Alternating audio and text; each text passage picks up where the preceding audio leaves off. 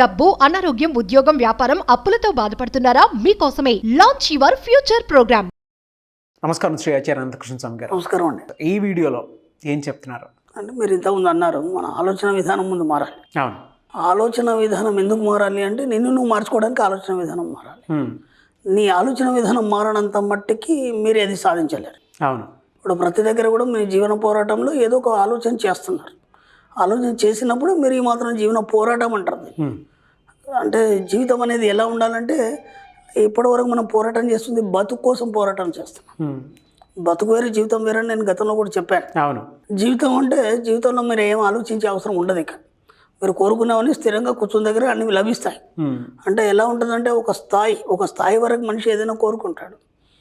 డబ్బు కావచ్చు, సంపద కావచ్చు, ఐశ్వర్యం కావచ్చు, లేకపోతే భోజనం కావచ్చు, ఏదైనా సరే. ఇప్పుడు మీరు హాయిగా మీకు విపరీతం ఆకలిస్తుంది, షడ్రసోపేతమైన భోజనం పెట్టేస్తాం. ఆ తర్వాత తిన్న తర్వాత మరుక్షణం మీకు ఇక ఆకలి గురించి ఆలోచించారు, భోజనం గురించి ఆలోచించారు. ఓకేనా? అది అక్కడికి ఫినిష్ అయిపోయింది. అలాగే మీరు ఏవైతే కోరుకున్నారో అవన్నీ లభించిన తర్వాత అది జీవితం అంటాం. ఆ జీవితంలో మళ్ళీ కోరుకోవడం అంటూ ఏముండదు. ఒకసారి కోరుకుంటారు, వచ్చేస్తుంది, అయిపోయింది. అది లైఫ్ లాంగ్ ఉంటుంది. అంటే మీ యొక్క జీవితాన్ని మీరు తయారు చేసుకోవడానికి ప్రయత్నం చేయండి. జీవితాన్ని తయారు చేసుకోవడం అంటే మీరు ఒక మాంత్రికుడిగా మారిపోవాలి. మాంత్రికుడిగా మారిపోవాలంటే ఆ మాంత్రికుడు ఏం చేస్తాడు? తనకు కావాల్సిన వాటిని సృష్టించుకుంటాడు. తనకేమేం కావాలనే దాని మీద ఒక అవగాహన వాళ్ళకు ఉంటుంది. కాబట్టి వాళ్ళకి ఏం కావాలో అవన్నీ సృష్టించుకుంటారు. అలాగే మీరు ఏదైతే సృష్టించుకుంటారో దాన్ని మీరు పొందగలుగుతారు. మన సబ్జెక్ట్లో కేవలం మీరు ఏదైతే కావాలనుకుంటున్నారో దాన్ని సృష్టించుకోవాలి. సృష్టించుకునేది మీరు పొందగలుగుతారు. సింపుల్, రెండు మాటలు, ఇంకంతకంటే ఏం లేదు. ఎలా సృష్టించుకుంటారు అనే దాని మీద మనం ఆలోచించినప్పుడు, ఇప్పుడు మీరు యొక్క జీవన భృతి కోసం మీరు ఏదైతే మనం బతుకు తెరువు కోసం పోరాటం అంటాం మనం. అవును. దానికోసం మీరు ఒకటి కాకుండా ఇంకోటి, అది కాకుండా ఇంకోటి ఏదేదో ప్రయత్నాలు చేస్తుంటారు ఎప్పుడూ కూడా. దానికోసం మీరు ఎలా ఆలోచిస్తుంటారు? ఎప్పుడు ఏంటంటే ఇప్పుడు ఇది మనకి ఇంతకంటే ఎక్కువ ఫెసిలిటీ కావాలి, సరిపోదు. కానీ అప్పుడు దానికోసం ప్లాన్ వేయడం జరుగుతుంది. ఓకేనా? అలా అది ఎంతవరకు దానికి ఒక లిమిట్ అనేది ఉంటుంది. కానీ ఇక్కడ ఏమైపోతుంటారు, లైఫ్ అంతా పోతుంది, మనం ఎత్తుకోవడానికి సరిపోతుంది. లైఫ్ అంతా పోతుంది, ఎత్తుకోవడానికి సరిపోతుంది మనకి. అంటే ఎక్కడ కూడా మనకి లైఫ్లో సాటిస్ఫాక్షన్ అనేది లేదు. ఆ సాటిస్ఫాక్షన్ కావాలంటే నీ జీవితమే ఒక మాంత్రికుడిగా తయారు కావాలి. అంటే మీరు ఏదైనా సృష్టించుకోవచ్చు, మీరు ఏదైనా సృజించవచ్చు. మీకు కావాల్సిన వాటన్నిటినీ ఏ రూపకంగా కావాలో సృజించుకోవచ్చు. ఇది బాగా గుర్తు. ఇక్కడ సృష్టి వేరు, సృజనాత్మక మనస్సు వేరు. కాబట్టి ఆ సృష్టిలో మీకు ఎలా కావాలి దాన్ని సృజనాత్మకంగా ఆలోచించినప్పుడు మాత్రమే మీకు జీవితం అనేది సాధ్యమవుతుంది. అప్పటి వరకు మీకు సాధ్యం కాదు. కానీ మీరు సృష్టించుకున్న వాటిలో బతుకు మాత్రమే కనిపిస్తుంది. అంటే సృజనాత్మకత లేదు. సృజనాత్మకత అంటే నీకు ప్రతిదీ ఆనందాన్ని ఇవ్వగలగాలి. నువ్వు సృష్టించుకున్నవి ప్రతిదీ కూడా నీకు ఆనందాన్ని ఇవ్వాలి. మీరేం చేస్తున్నారంటే అన్ని నెగిటివ్ సృష్టించుకుంటున్నారు. అర్థమవుతుందా? నెగిటివ్లో మీకు సృజనాత్మకత ఉండదు.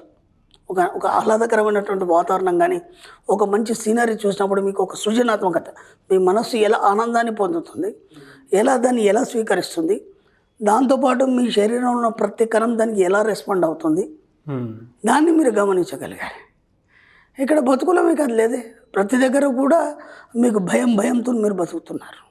అలాగే ప్రతి దగ్గర కూడా రేపు ఎలా జీవించాలి, ఎలా బతకాలి, ఎలా ముందుకు పోవాలి, ఎలా చేయాలి, ఏం చేస్తే నేను ఇంకా బాగా అవుతాను అనే ఆలోచనలే తప్ప ఒక స్థిరత్వం అనేది లేదు.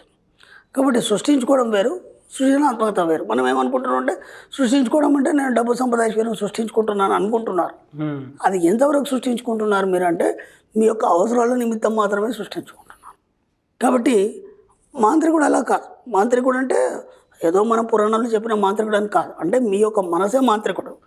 కాబట్టి అతను సృష్టించుకోవడంలో ఎలా ఉంటుందంటే మీరు మీకు కావాల్సిన వాటి విషయాలు కానీ ఏవైనా కానీ దాంట్లో ఒక సృజనాత్మకతో కూడిన మనస్సుని మీరు ఎప్పుడైతే పడతారో ప్రతి దాంట్లో మీరు సృష్టించుకున్న దాంట్లో ఒక ఆనందాన్ని, ఒక ఆహ్లాదాన్ని మీరు పొందగలిగినప్పుడు మాత్రమే దాంట్లో సంతృప్తి అనేది ఉంటుంది. దాన్ని జీవితం అంటాం మనం. అది బతుకు కాదు, జీవితం. నీకు సాటిస్ఫాక్షన్ లేనప్పుడు అది బతికే అవుతుంది. ఇప్పుడు మీకు కావాల్సింది ఏదో దొరికింది, అంతవరకు మాత్రమే పని అయిపోయింది. అవును. మళ్ళీ కావాలన్నప్పుడు మళ్ళీ ఎత్తుకోవాల్సి వస్తుంది. ఇలా ప్రతిసారి ఎత్తుకోవడం జరుగుతుంది. అలా ప్రతిసారి ఎత్తుకోవడం అనేది లేకుండా ఉండడం అనేది సృజనాత్మకత. ఆ సృజనాత్మకతో కూడినటువంటి జీవితాన్ని మీరు ఎప్పుడైతే తయారు చేసుకుంటారో అది సుస్థిరంగా ఉండి ఎప్పటికీ జీవితాంతం ఒక జీవించడం అనేది ఆ కళ తెలిసినంత మట్టుకి మీరు ఎక్కడ కూడా మీరు మీ లైఫ్ని మిస్ కావడం కానీ లేదంటే మీరు కావాల్సినవి కోల్పోవడం అనేది జరగదు. కాబట్టి ఎంత వీలైతే మీరు సృజనాత్మక రూపంలో సృష్టించుకోండి. అప్పుడే సుస్థిరంగా ఉంటుంది, అది సుస్థిరంగా ఉంటుంది, ఆహ్లాదకరంగా ఉంటుంది, సంతోషకరంగా ఉంటుంది, శాశ్వతమైనదిగా ఉంటుంది. అది అలాంటి జీవితాన్ని మీరు కోరుకునే ప్రయత్నం చేయండి. ఎక్కడ కూడా మీరు బతుకు విషయం ఆలోచించకండి. బతుకుకి జీవితానికి చాలా తేడా ఉంది. మన క్లాసులోకి వచ్చిన తర్వాత కానీ లేకపోతే మన మణిమంత్ర బుక్స్ చదివిన తర్వాత కానీ ఎన్నో బతుకులు జీవితాలుగా మార్చబడ్డాయి. వాళ్ళ ఆలోచన విధానం మారింది. మీరు స్టార్టింగ్లో అన్నారు ఆలోచన అనేది మారాలి. ఆలోచన మారినప్పుడే ఆలోచన కూడా సృజనాత్మకంగా ఉండాలి. ఆలోచన అనగానే వాళ్ళు ఏమనుకుంటున్నారంటే డబ్బు సంపదాశ్వరమే కదా, దాన్ని ఆలోచిస్తే అయిపోతుంది అనుకుంటున్నారు. అది ఎంతవరకు ఆలోచిస్తున్నారంటే అవసర నిమిత్తమే ఆలోచిస్తున్నారు. మళ్ళీ అది బతికైతుంది కానీ జీవితం కాదు. కాబట్టి సృజనాత్మకతో కూడినటువంటి ఆలోచన మీకు ఎప్పుడైతే ఉంటుందో అప్పుడు అది శాశ్వతంగా ఉండి మీరు ఒక ఉన్నతమైనటువంటి జీవితాన్ని అలాగే ఐశ్వర్యవంతమైన జీవితాన్ని నిరంతరం అలాగే కొనసాగిస్తూ ఎండ్ ఆఫ్ డెత్ వరకు కాకుండా వచ్చే జన్మలో కూడా ఆ జీవితాన్ని మీరు అనుభవించడానికి అవకాశం ఉంటుంది. కానీ మీరు చెప్పిన దాంట్లో ఎప్పటికప్పుడు ఆ ఆలోచనలో కూడా సృజనాత్మకంగా ఉంటేనే వర్కౌట్ అవుతుంది. అలాగే ఉండాలి. మన జీవితాన్ని మనం మౌల్డ్ చేసుకోవాలి అని అంటే ఎంత వీలైనంత వరకు ఆ సృజనాత్మకంగా వెళ్ళే దారిలోనే ఆలోచనలు సుస్థిరంగా ఉంటాయి. ఇప్పుడు చాలామంది ఏం చేస్తారంటే నాకు ఇల్లు కావాలి, ఇల్లు కావాలంటే ఎంత ఆలోచన ఉంటుందంటే దాదాపు మనం చాలామంది చూస్తుంటాం, మధ్యతరగతి కావచ్చు, కొద్దిగా ఉన్న తరగతి అయినా కానీ ఒక ఇల్లు అంటే ఏదో ఒక డబుల్ బెడ్రూమో లేకపోతే కిచెన్ హాలో లేకపోతే ఓపెన్ కిచెను ఈ జనరేషన్ తగ్గట్టు కట్టేసుకుంటారు. అది కాదు. అంటే నీ ఆలోచన అంతవరకే ఉంది, అంతకుమించి పోలేదు. ఒక మ్యాన్షన్ ఎందుకు ఉంచావు నువ్వు? ఎందుకు సాధ్యం కాదు? మ్యాన్షన్ నీకు ఎందుకు సాధ్యం కాదు అంటే అది నేను దానికి సరిపోను అనే ఆలోచనలతో నీ ఆలోచన నువ్వే అణిగి పెడుతున్నావు. అవును. అప్పుడు నువ్వు మ్యాన్షన్ ఎలా పొందుతావు? ఆ మ్యాన్షన్ ఆలోచించేవాడు నువ్వు ఒక ర్యాంచ్ ఆలోచించండి. ర్యాంచ్ ఎందుకు ఆలోచించలేడు? ఎందుకంటే నేను అంత స్థాయికి వెళ్ళలేను. అన్ని 1000 ఎకరాల్లో నేను ఇల్లు ఎలా కట్టుకుంటాను కాబట్టి అది నేనేం చేయగలుగుతాను, మళ్ళీ దానికి మెయింటెనెన్స్ ఎలా చేయగలుగుతాను, ఈ భయంతో ప్రతి దగ్గర అయిపోతున్నాం. మనం సృజనాత్మకంగా ఆలోచించాలనే ఆలోచనలు వచ్చినా సరే వాటిని బలవంతంగా అణిచిపెట్టి మళ్ళీ మనం బతుకు వైపే ప్రయాణం చేస్తున్నాం. కాబట్టి మీ ఆలోచనలు ముందు ఉన్నతంగా ఎంత వీలైతే అంత ఐశ్వర్యవంతంగా ఆలోచించే ప్రయత్నం చేయండి. నేను చెప్పేది అది. ఎక్కడ కూడా తక్కువ ఆలోచించకండి, పెద్దగా ఆలోచించండి, గొప్పగా ఆలోచించండి, ఎక్కువ ఆలోచించండి. ఎక్కడ కూడా కాంప్రమైజ్ కావద్దు మీ లైఫ్లో. అవన్నీ మీకు ఇవ్వబడతాయి. ఈరోజు మీకు రాలేదచ్చు, ఎప్పుడైతే మీ ఆలోచనలతోని ఆ మమేకం అవుతుందో ఆ కోరిక అప్పుడు ఆ క్షణం మీకు అది పొందగలుగుతారు. కాబట్టి ఖచ్చితంగా ఎవ్రీథింగ్ ఈజ్ పాసిబుల్ ఉన్న సబ్జెక్ట్లో. Thank you so much Shri Acharya Anantakrishna Swami garu. Thank you అండి.